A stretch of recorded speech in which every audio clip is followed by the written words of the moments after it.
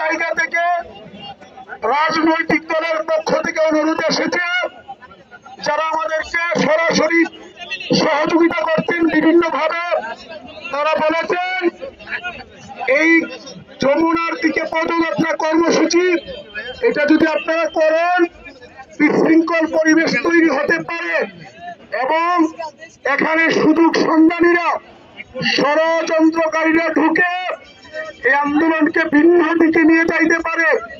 ওনারা অনুরোধ করেছেন যে আপনারা এই কর্মসূচিটা আপাতত স্থগিত করেন।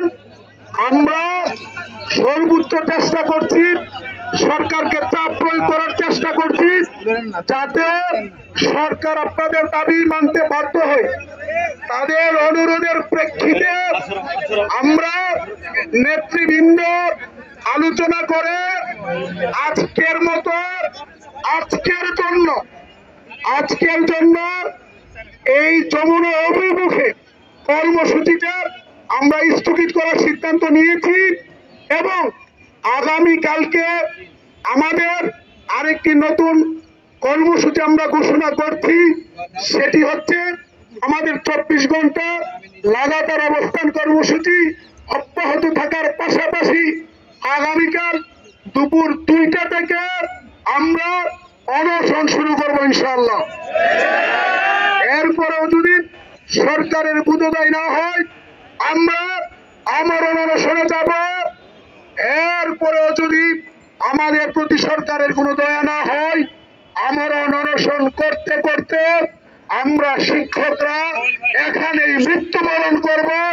আমাদের লাশ, আমাদের দেহ এখান থেকে জীবিত যাবে না, আমাদের লাশ এখান থেকে যাবে, কিন্তু অধিকারের প্রশ্নে কোনো আপোষ আমরা করব না। ভাইরা আমার, আপনাদেরকে ধৈর্য ধারণ করে সুশৃঙ্খল ভাবে আন্দোলন চালিয়ে যাওয়ার জন্য অনুরোধ করে আজকের মতো আমাদের প্রতিষ্ঠান শুক্র শনিতে তো আমাদের এমনি বন্ধ, কিন্তু রবিবার থেকে লাগাতার কর্মবিরতি, পরীক্ষা সব বন্ধ থাকবে। সকল শ্রেণী কার্যক্রম দাবি না মানা পর্যন্ত আমরা শ্রেণীকক্ষে যাব না। ধন্যবাদ।